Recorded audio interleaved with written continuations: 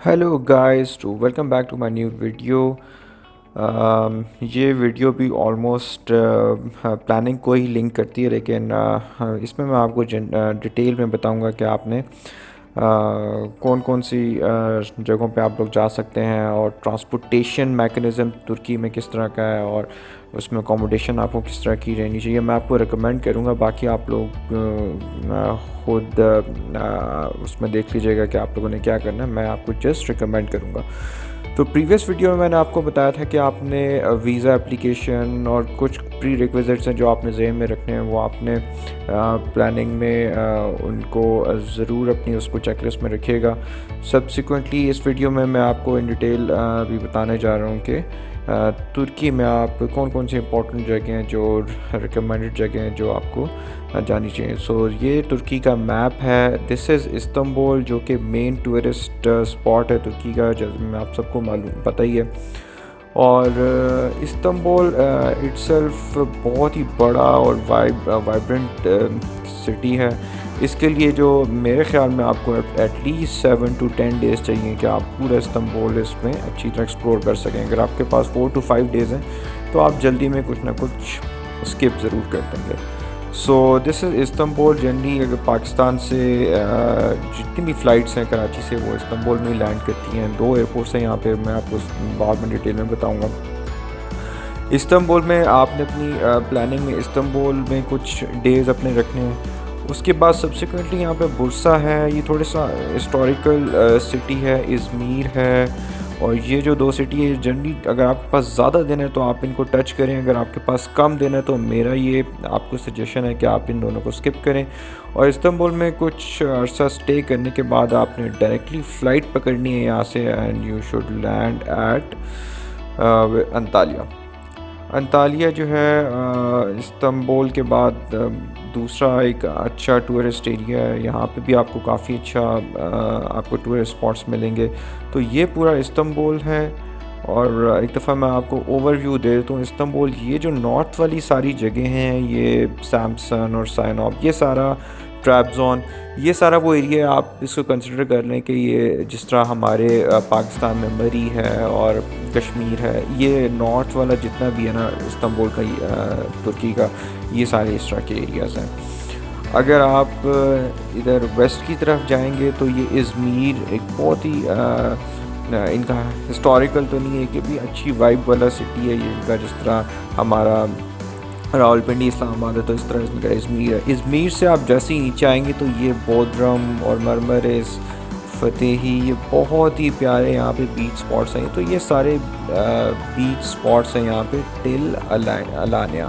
तो ये वाली जो लेग है ये हाईली रिकमेंडेड लेग है। इसके लिए आपके पास अगर आप वहाँ पे अपनी कोई गाड़ी वगैरह रेंट कर लेते हैं तो आपको बहुत ही ज़्यादा मज़ा आएगा। ये वाली पूरी लेग अगर आप फॉलो करेंगे, अलानिया से लेकर कोसादासी, ये एक जगह यहाँ पे थोड़ा सा, ये जगह जो है ना ये सारी आपको बहुत एक्सपेंसिव पड़ेगी, लेकिन आपके पास अगर टाइम है तो आपने ये वाली लेग आपने ज़रूर फॉलो करनी है। इस्तंबुल के बाद मैंने आपको कहा था कि आपने डायरेक्टली फ़्लाइट पकड़ के आ जाना है अंतालिया। अंतालिया में बहुत सारी स्पॉट्स हैं, वो मैं आपको बाद की वीडियो में बताऊंगा कि आपने कैसे मैनेज करना है। अंतालिया में आपने कुछ अर्सा स्टे करने के बाद आपने बाय रोड या बाय एयर आपने चले जाना है कैपाडोकिया। कैपाडोकिया जो है ये केसरी, ये उसके करीब करीब का टाउन है। यहाँ पे कहीं ना कैपाडोकिया बनेगा। ये भी बहुत ही मज़े की हिस्टोरिकल साइट है। कैपाडोकिया से आपने वापस आना है, और अक्सर यहाँ से फर्दर थोड़ा सा साउथ में यहाँ पे डेनिजली है, जहाँ पे वो वाइट पॉन्ड्स हैं, वो भी आपने ज़रूर विज़िट करने हैं। और उसके बाद सब्सिक्वेंटली आप वापस इस्तंबुल चले जाएंगे। तो ये मैंने आपको एक ब्रॉडर गाइडलाइंस बता दी हैं कि आपने इस्तंबुल, अंतालिया, कैपाडोकिया और डेनिजली, ये तो मैंडेटरी चीज़ें हैं जो आपने तुर्की में डिस्कवर करनी है। और उसके बाद अगर आपके पास टाइम है और फाइनेंसेस हैं तो आपने ये वाली बीच वाली लेग ज़रूर फॉलो करनी है। इसमें आपको बहुत ही मज़ा आएगा। और ये मैंने आपको ब्रॉडर बता दी। ये जो अडाना से फर्दर आप गाज़ियानटेप और ये वाला जो एरिया यहाँ पे, ये वो जगह है जहाँ पे भी रिसेंटली अर्थक्वेक आया हुआ है।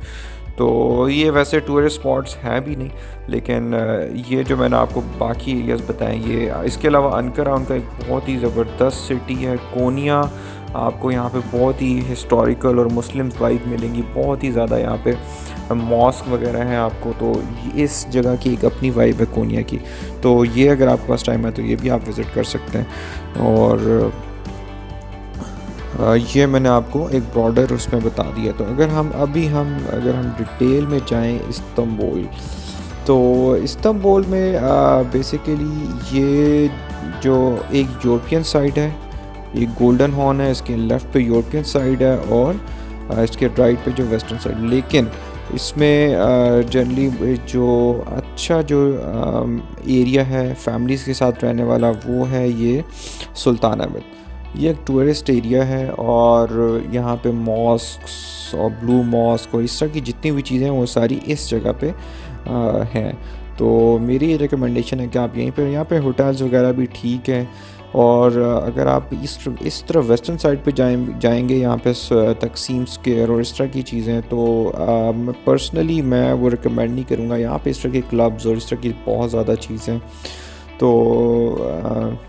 जनरली मैं आपको ये रिकमेंड करूँगा कि सुल्तान अहमद में आप कोई अच्छा सा होटल पकड़ लें। होटल कैसे रहना है ये भी एक बेसिकली इसमें अगर आप अच्छा वर्कआउट करके होटल लेंगे तो आपको बहुत फ़ायदा होगा सब्सिक्वेंट ट्रैवलिंग में, क्योंकि तुर्की में जो है रोड नेटवर्क बहुत अच्छा है। अगर आप रोड नेटवर्क और ट्रांसपोर्टेशन और फूड इन सब को कंसिडर करके अपना होटल एकोमोडेशन लेंगे तो आपको बहुत फ़ायदा होगा। क्योंकि यहाँ पे अगर आप बसेस को और ट्रैम्स को यूज़ करेंगे और टैक्सीज़ को कम यूज़ करेंगे तो आपको बहुत ज़्यादा फ़ायदा होगा, फाइनेंशियली भी फ़ायदा होगा। और आप ये बसेस ट्रैम्स जो हैं आपको बहुत ही अच्छी जगह पे आपको उतारती हैं, बिल्कुल आपके डेस्टिनेशंस के करीब।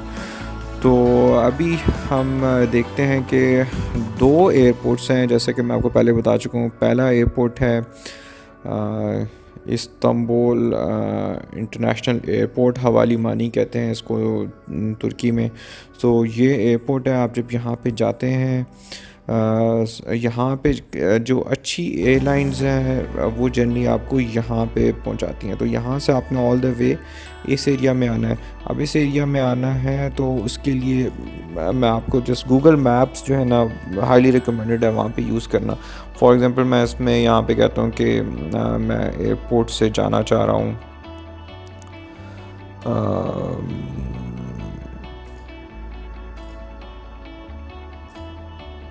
डायरेक्शंस में, अगर मैं जाऊँ इस्तांबुल एयरपोर्ट डायरेक्शंस,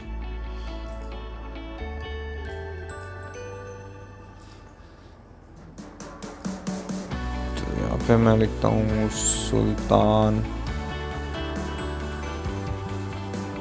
अहमद। तो जब आप ये लिखेंगे तो ये आपको डिफरेंट रूट्स बताएगा, लेकिन आपने इससे परेशान नहीं होना। एयरपोर्ट से मैं आपको स्टैंडर्ड बता देता हूँ कि आपने जस्ट ये हवाईज बस है। अगर आपने बस के थ्रू आना है तो आपने इसके थ्रू आना है। अगर आप टैक्सी के थ्रू अपने अकोमोडेशन की तरफ आएंगे तो आपको वो आराम से 550 टू 600 लीरास वो चार्ज करेंगे। तो आप जब गूगल मैप्स में लिखेंगे कि यू आर एट इस्तांबुल और आपने अपने सुल्तान अहमद एरिया में अकोमोडेशन पे जाना है तो वो आपको डिफरेंट ऑप्शंस देगा। तो रिकमेंडेड ऑप्शन है ये हवा बस का। हवा बस जो है आपका ये वाइट वाला रूट है उसका, ये आपको इसके अगर हम डिटेल्स में देख लेते हैं, वो आपको बता रहा है कि आपने इस्तांबुल एयरपोर्ट से नीचे टर्मिनल, इनका अंडरग्राउंड टर्मिनल है, वहाँ पे पार्किंग है, वहाँ पे बसेस अवेलेबल होती हैं। वहाँ पे आएंगे और टिकट काउंटर होगा, वहाँ से टिकट काउंटर लेंगे और उसके बाद थोड़ा सा आप वहाँ पे लोगों से गाइडलाइन भी ले सकते हैं कि आपने इस एरिया में जाना है तो कौन सी बस है। काउंटर से भी आपको गाइडलाइंस मिल जाएंगी। तो देखें वो आपको बता रहा है कि आफ्टर 2 मिनट्स वॉक आप बस पे बैठेंगे और सब्सिक्वेंटली आप 1 और 30 मिनट्स डिफरेंट स्टॉप्स करते करते, ये अक्सर है यहाँ पे, ये एक उनका बड़ा स्टॉप है, यहाँ पे आएंगे। इस स्टॉप के बाद आपके पास ऑप्शन है, ये स्टॉप ऑलमोस्ट बनेगा अप्रॉक्सीमेटली इस जगह पे। और इस स्टॉप के बाद आपके पास ऑप्शन है कि आप आगे से टैक्सी पकड़ लें या आप थोड़ी बहुत वॉक करके आसानी से ट्रैम पकड़ सकते हैं। अब ये जो 4 मिनट वॉक है, ये आपको लग तो बहुत बड़ी रहा है, बट बहुत ही छोटी वॉक है। थोड़ी बहुत आपको चढ़ाई चढ़नी पड़ेगी, हल्की फुल्की वॉक होगी। इम्पॉर्टेंट ये है कि अब यहाँ पे अगर आपके पास बैग्स कम है तो आप ये वाली 4 मिनट वाली वॉक बड़ी आसानी से करके और अपने अच्छे खासे पैसे बचा सकते हैं। अगर बैग ज़्यादा है तो अल्टीमेटली आपको टैक्सी करानी पड़ेगी और वो फिर आपको जो आपने यहाँ से सेव किया होंगे अमाउंट वहाँ पे खर्च करते हैं। ये ट्रैम है। ट्रैम बेसिकली ऊपर जो वायर के साथ वो जो बस एक चल रही होती है, आई एम नॉट श्योर वो उसका एग्जैक्ट नाम क्या है। ये आप इस बस पे बैठेंगे और ये आपको सुल्तान अहमद एरिया मिलेगी। सुल्तान अहमद ये बेसिकली मैं आपको थोड़ा सा गूगल मैप से भी बता देता हूँ। ये मैंने आपको बताया था, ये अक्सर आए हैं, ये उनका मेन वो है। यहाँ से वो आप ट्रैम में इस जगह पे आ जाएंगे और यहाँ पे आपका कहीं ना कहीं होटल होगा और इस जगह पे आप उतरेंगे। तो ये हार्डली कुछ बहुत ही छोटी छोटी वॉक्स हैं और सारा ये होटल्स जो हैं इसी जगह पे हैं। तो इसी तरह आप अपनी डेस्टिनेशन पे पहुंच सकते हैं। अगर आप लाइक इसमें थोड़ी सी प्लानिंग इन्वॉल्व है और नहीं करना चाहते, फैमिली आपके साथ है, तो आप डायरेक्टली यहाँ से एक टैक्सी पकड़ें और उस टैक्सी में बैठ के यहाँ से आ जाएँ। तो approximately cost you around 550 to 600 लीरास। तो ये मैंने आपको बता दिया कि इस्तांबुल जो न्यू एयरपोर्ट है वहाँ से आप कैसे आएंगे। इसी तरह अगर यहाँ पे हम देख लेते हैं कि जो उनका पुराने वाला एयरपोर्ट है, ये भी आपको ज़रूरत पड़ेगी क्योंकि यहाँ पे जो लोकल फ़्लाइट्स हैं वो सारी यहाँ से ऑपरेट होती हैं। तो अगर आपने अंतालिया जाना है तो शायद आपको ये इस एयरपोर्ट से जाना पड़े। इसी तरह ये देखें डायरेक्शंस पे मैं जाता हूँ और इस पर मैं सुल्तान अहमद लिख देता हूँ। अच्छा नहीं, ये तो सॉरी इसमें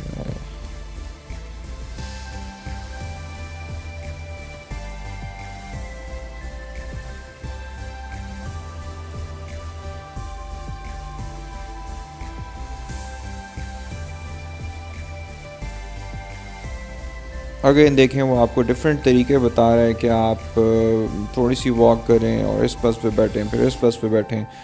तो ये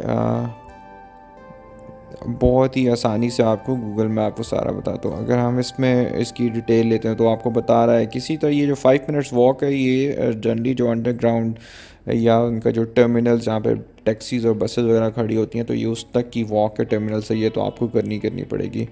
सो वो आपको बता रहा है कि यहाँ बसेस खड़ी होंगी, तो बसेस M4 बस है, आपने इस पर बैठ जाना। हार्डली वो आपसे बहुत ही नॉमिनल 40 to 50 लीराज लेगा और वो आपको ये इस स्टॉप पे पहुंचाएगा। यहाँ से आपने वॉक करनी है और इसी तरह अगली बस पे बैठ जाना है और इस तरह आपने तो यहाँ से रिकमेंडेड नहीं है क्योंकि सबिया गोकचन से सुल्तान अहमद आना इतनी ज़्यादा बसेस का चेंज ओवर रिकमेंडेड नहीं है क्योंकि थोड़ा सा मुश्किल हो जाएगा फैमिली के साथ अगर आप हैं और बैग्स वगैरह हैं।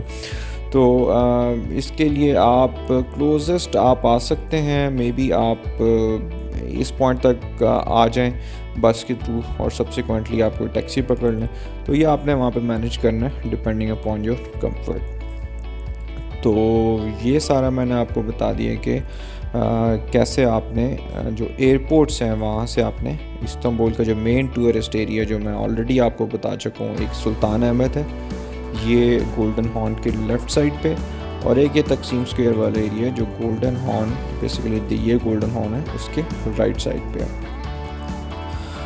अब मैं आपको बताऊंगा कि आपने कैसे किस जगह पे अपना होटल चूज़ करना है। बेसिकली ये आपने इस टाइम पे तो होटल चूज़ नहीं करना है, ये तो आपने पहले करना है और ये वीडियो से आपको आइडिया हो जाएगा कि आपने कैसे आपकी इफ़ेक्टिव प्लानिंग हो सकती है। आप जिस तरह आप ये देख रहे हैं ये रिकमेंडेड प्लेस है, मैंने आपको बता दिया। वो अगर आप फैमिलीज़ के साथ हैं तो ये वो रिकमेंडेड प्लेस है जहाँ पे आपने अकोमोडेशन लेनी है क्योंकि यहाँ पे मॉस वगैरह है और जनरली अच्छा माहौल रहता है क्योंकि मैं पर्सनली फ़िज़िकली देख के आया हूँ यहाँ पे। तो ये आप देख रहे हैं ये वाइट वाला ये सारा उनका मेन हाईवे है, कैनेडी कैट जिस तरह ये आप देख रहे हैं यहाँ पे, ये सारा जो है इनका मेन वो हाईवे है।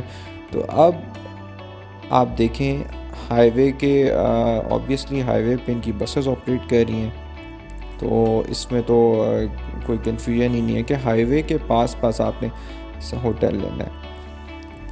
अब ये जो आप एरिया सारा देख रहे हैं, ये सारा एरिया वो हाईवे से बहुत ही करीब है। 2 मिनट्स की वॉक्स है, यहाँ से छोटे छोटे रोड निकल रहे हैं, आप वॉक करके आएंगे इस हाईवे पे, इस हाईवे पे यहाँ से यहाँ से यहाँ से हर जगह से छोटे छोटे रोड्स निकल रहे हैं, तो आप हाईवे पे आसानी से पहुँच सकते हैं। फॉर एग्ज़ाम्पल मैं आपको बताता हूँ कि ये सुल्तान अहमद आइकॉनिक ब्लू मॉस्क है, ऑलरेडी मैं आपको बता चुका हूँ। ये सारा उसका वो बड़ा पार्क है जो, और ये आया सोफिया है, दोनों मॉस्क आमने सामने हैं। ये सारे टूरिस्ट यहाँ पे भरे हुए होंगे, ये ग्रीन स्पॉट्स बने हुए हैं। और इसी तरह यहाँ पे टोपकापी पैलेस है, ये भी बहुत अच्छी जगह। ये 3 मेन जो है ना टूरिस्ट एरिया यहीं पे हैं, तो दैट इज़ वाई मैं आपको इसी वजह से कह भी रहा था कि ये रिकमेंडेड जगह है। बिल्कुल लाइन में 3 जो है टूरिस्ट एरिया यहाँ पे अवेलेबल हैं। अब आपने होटल जो बुक कराना है, अब जिस तरह ये सारे रेस्टोरेंट्स हैं, होटल्स हैं, अब आपने यहाँ पे कोई भी अच्छा रेस्टोरेंट पकड़ना है और इस एरिया में आपने अपना होटल बुक करा लेना है।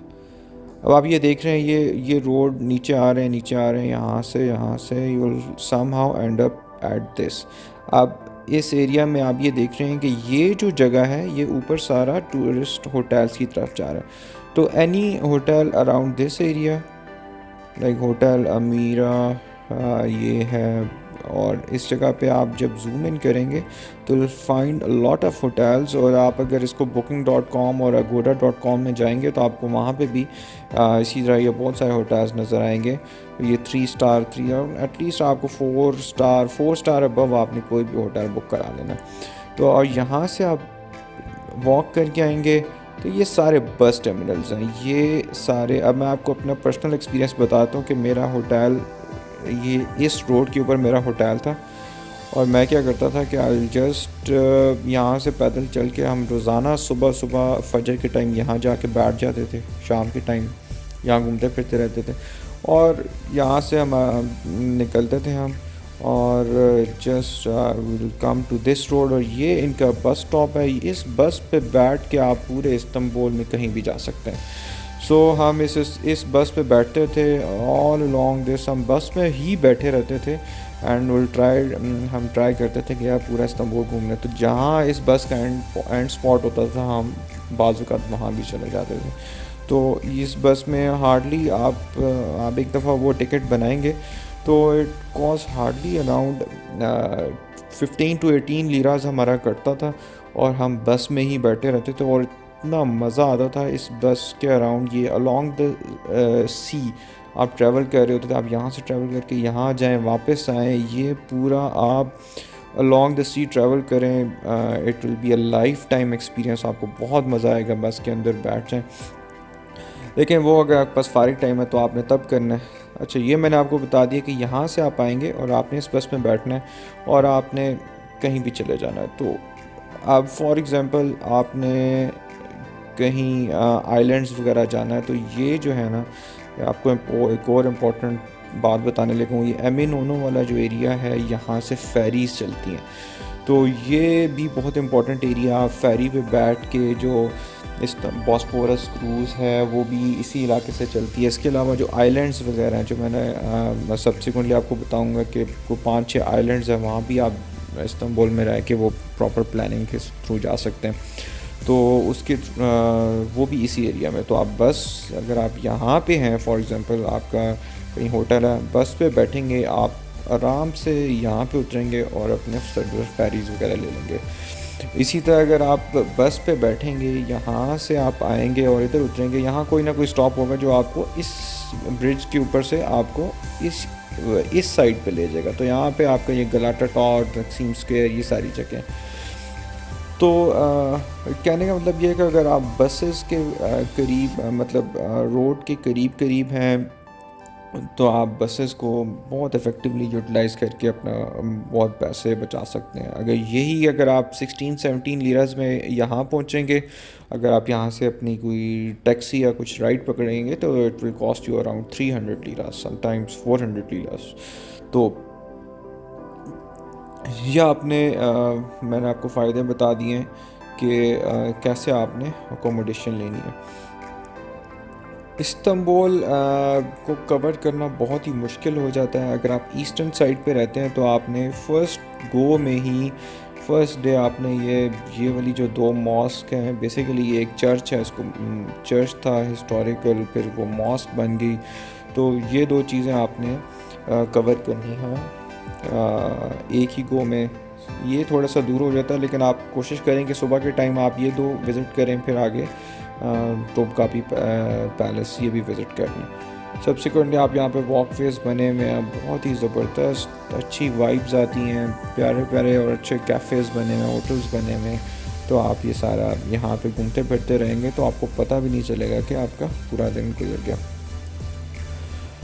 अब आपने ये वो जगह है जहाँ पे आपकी अकोमोडेशन है। अब इस्तांबुल में आपके पास जो ऑप्शंस हैं मैंने आपको बता दिया कि आपने पहले इस एरिया को विज़िट करना है, फिर आप सब्सिक्वेंटली फॉर एग्ज़ाम्पल आपके 8 डेज़ हैं तो आप 6 डेज़ यहाँ पे रहें, लास्ट 2 डेज़ आप अपना होटल शिफ्ट करके इस वाले एरिया में आ जाएं। यहाँ पे एक डिफरेंट वाइब है। यहाँ पे वो तकसीम स्क्वायर और इस तरह की चीज़ें हैं, यहाँ पे होटल्स और डांस क्लब्स और इस तरह की चीज़ें ज़्यादा हैं। तो इस जगह की एक अपनी वाइब है। आप चाहें तो यहाँ पे भी स्टे कर सकते हैं, लेकिन इस जगह की एक डिफरेंट हिस्टोरिकल वाइब है। तो ये अब आपका डिसीजन है कि आपने किस जगह पे रहना है। इस्तांबुल में मैंने आपको ये दो इम्पॉर्टेंट चीज़ें बता दी, बाकी आप इंटरनेट पे देखेंगे, वीडियोस देखेंगे, आपको इन जगहों पे काफ़ी ज़्यादा एक वो कलरफुल बिल्डिंग्स हैं जो ख़वातीन अट्रैक्ट होती हैं वहाँ पे बड़ी अच्छी पिक्चर्स आती हैं। तो ये आप डिफरेंट जगह आप यहाँ पे सर्च करते रहेंगे। इसी जगह पे इस्तांबुल इसी एरिया में एक वो गलाटा टावर के करीब एक ऐसा स्पॉट है जहाँ पे बहुत अच्छी पिक्चर्स आती हैं, जहाँ पे सारे वो सी ईगल्स आ जाते हैं, और वो आप इंटरनेट पे भी देख लीजिएगा, बहुत प्यारी पिक्चर्स आती हैं। इस जगह पे जो आपको वो कमरा लेने का एक और फ़ायदा ये है कि थोड़ा सा ये चीप है अदर एरिया से। यहाँ पे आपको एक और अच्छा यहाँ पे एरिया मिलता है, लाइक मेरा होटल क्योंकि इस एरिया में था तो यहाँ ये एक वॉक पे है, और ये सारा जो है ना बहुत ही अच्छा यहाँ पे एक बीच रिजॉर्ट टाइप बना हुआ है, और इधर एक होटल बना हुआ है। यहाँ पे सारी शाम के टाइम फैमिलीज़ वगैरह वॉक कर रही होती हैं, साइकिलिंग कर रही होती हैं, लोग फ़िशिंग कर रहे होते हैं। तो इस जगह की एक अपनी वाइब है। आप शाम में आके यहाँ पे बैठें तो आपको फ़तेही बीच आई थिंक इसका नाम है, तो आपको बहुत ज़्यादा मज़ा आएगा। क्योंकि बाज़ औक़ात आप कहते हैं कि यार मैं बहुत घूम लिया, थक लिया, मुझे थोड़ा सा पीस चाहिए, तो आप ये जो जगह होती है ना, आप ये बहुत आपको फ़ायदा देती हैं। शाम के टाइम आप यहाँ आके बैठ जाएं तो आपको बहुत मज़ा आएगा। अच्छा, ये मैंने आपको बता दिया कि आपने ये जो दो मेन टूरिस्ट एरिया यहाँ पे कैसे अपनी चीज़ें मैनेज करनी है। सब्सिक्वेंटली यहाँ पे ये थोड़ा सा हम यहाँ पे जाएं तो ज़ूम आउट करें, ये वो आइलैंड्स हैं, आई थिंक 6 या 7 आइलैंड्स हैं। इनकी भी एक अलग वाइब है।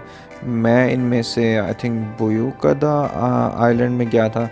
इसमें ये है कि आप थोड़ा सा ये एमिनोनो एक सेंट्रल पॉइंट है फेरीज़ और बोट्स वगैरह का। तो ये तो एमिनोनो एरिया, लेकिन इसका ये जो सी के अराउंड ये वाला एरिया ना, यहाँ पे आपको बॉस्फोरस राइड्स और डिफरेंट किस्म की, अगर हमने क्रूज़ बुक कराना है या कुछ भी कराना है।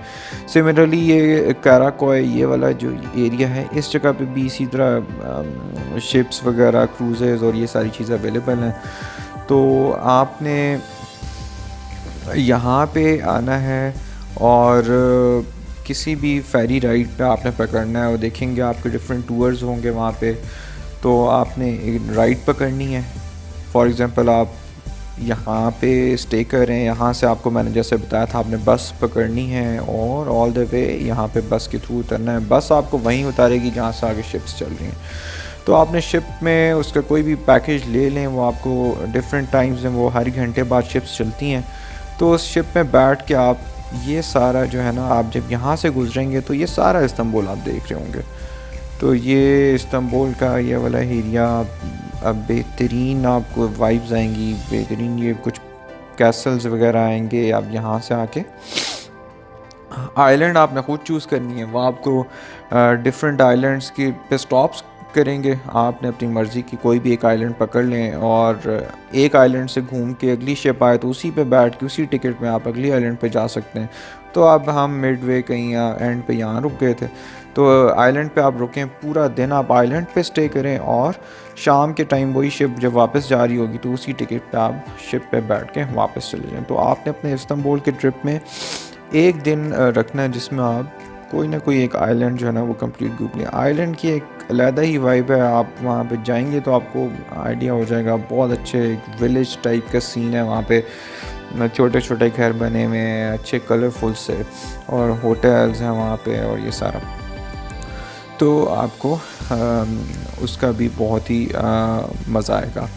एक और इम्पॉर्टेंट चीज़ है यहाँ पे, इस्तांबुल एक्वेरियम है वो जो all the way towards left पे बनता है, काफ़ी दूर बनता है। तो मुझे एक मेरे होटल के रिसेप्शन वाले ने मशवरा दिया कि अगर आप यहाँ से टैक्सी बुक कराएंगे तो वो आपसे शायद 800-1000 लीरा ले ले, लेकिन आपने यहाँ से करना है क्या है, किसी तरह मैंने आपको जो बताया था कि यहाँ से रोड से नीचे उतरना, आपने बस पकड़नी है और इस बस पे आप बैठ के ऑल द वे उस एक्वेरियम पे पहुँच जाएंगे, इस्तांबुल एक्वेरियम। यहाँ पे मैं आपको वैसे वो दिखा भी देता हूँ, बहुत ही वो फिट एक्वेरियम है, आपको बहुत मज़ा आएगा। वो थोड़ा सा वो दूर है लेकिन आप अभी मैं आपको लेट्स सी वो यहाँ से आपको क्या कहता है, सुल्तान अहमद फॉर एग्ज़ाम्पल आप उस पर रह रहे हैं।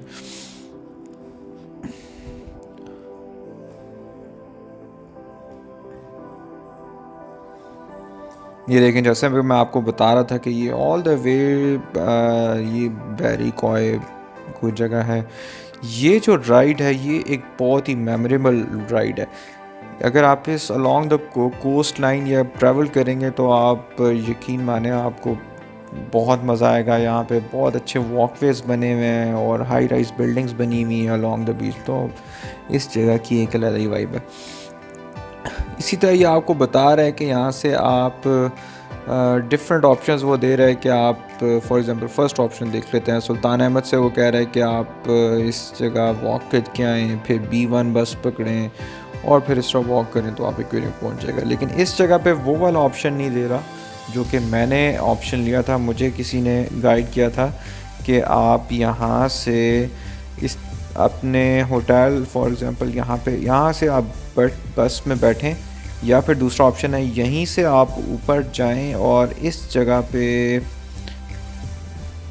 यस ये वाला जो है ना, ये मैंने आपको जो बताया था इनका वो है टर्मिनल है। यहाँ ये जो ट्रैम सर्विस चल रही है, इस ट्रैम सर्विस से आपने जाना है इधर ऊपर और यहाँ पे आप जाएंगे एमिनोनो एरिया है यहाँ पे, और एमिनोनो एरिया से एक अंडरग्राउंड ट्रैम चलती है, अंडरग्राउंड बस चलती है, बहुत ही हाई स्पीड बस है जो कि 15 मिनट्स में आपको यहाँ पहुँचा देगी। तो ये वो टिप्स एंड ट्रिक्स हैं जो आपको अगर कोई अच्छा बंदा मिल गया तो वो आपको गाइड करेगा। तो यहाँ से एमिनोनो से हमने एक फ़ास्ट अंडरग्राउंड ट्रेन पकड़ी जो उसकी भी एक अलग ही एक नया कम्युनिकेशन नेटवर्क था ऑल द वे। वो वहाँ पे हमें एक बंदा मिला, उसने हमें बताया कि ये जो ट्रैम है ये पहले जो बस अंडरग्राउंड है ये पहले ऑल द वे यहाँ पानी से होके इधर आती है, फिर इधर आती है और समहाउ ये एंड अप इधर, लेकिन वो एटलीस्ट 15-20 मिनट्स में वो हमें इस जगह पे ले आई। और बेहतरीन यहाँ पे जो एक्वेरियम है इस्तांबुल एक्वेरियम, वो आप देखेंगे तो आप हैरान रह जाएंगे। अगर आप बच्चों के साथ है, फैमिलीज़ के साथ हैं तो आप वहाँ भी ज़रूर जाइएगा। तो ये इम्पोर्टेंट टूरिस्ट एरिया मैंने आपको इस्तांबुल का बता दिया है। इसके बाद आई थिंक यही इस्तांबुल का एरिया है। बाकी इस्तांबुल में मैं आपको ये बता दूं कि ये वाला जो एरिया यहाँ पे काफ़ी ये एक्सपेंसिव और पॉश इलाका इस्तांबुल का, ये वाला जो एरिया है ये all along the coast line. यहाँ पे आप देखेंगे डिफरेंट कंस्ट्रक्शंस भी हो रही हैं और बहुत ही ज़्यादा पॉश एरिया, ये बहुत एक्सपेंसिव एरिया भी है। तो इस्तांबुल में आई थिंक रिकमेंडेड ये होता है कि आप इस गोल्डन हॉर्न के करीब इस तरफ जाएं और ये एक्वेरियम देखें। बाकी अंदर आपके पास टाइम है तो आप और भी बहुत सारी चीज़ें एक्सप्लोर कर सकते हैं। तो ये मैंने आपको एक ब्रॉडर इस्तांबुल का बता दी है। अब आगे इसके बाद आपने इस्तांबुल से क्योंकि आगे जाना है और वीडियो थोड़ी सी लंबी हो रही है, तो अभी इस वीडियो में आप यहीं तक मैं इस वीडियो को स्टॉप करूँगा। नेक्स्ट वीडियो में मैं आपको बताऊँगा कि आपने किस तरह इस्तांबुल में 7 to 8 डेज़ गुजार के आपने आगे किस सिटी में जाना है। आप अंतालिया जाएं या नीचे बस के थ्रू ट्रैवल करें, फ़्लाइट के थ्रू ट्रैवल करें, बहुत इंपॉर्टेंट चीज़ें हैं। ये सारी चीज़ें मैं आपको नेक्स्ट वीडियो में बताऊंगा। तो कीप वॉचिंग माय वीडियोस। थोड़ा सा डिले से वीडियोस आएंगी, लेकिन अगर आप एक दफ़ा ये मेरी सारी वीडियोस देख लेंगे तो आपको अपनी प्लानिंग में बहुत फ़ायदा होगा। और अगर आप किसी टूरिस्ट के साथ भी जा रहे हैं, जिसके साथ खुद भी जा रहे हैं, तो आपको एक ब्रॉडर ऐसे रहेगा, आपको एक पता चलता रहेगा चीज़ों का कि हाँ यार ये चीज़ें किस तरह हो रही हैं। तो thank you very much for watching my video.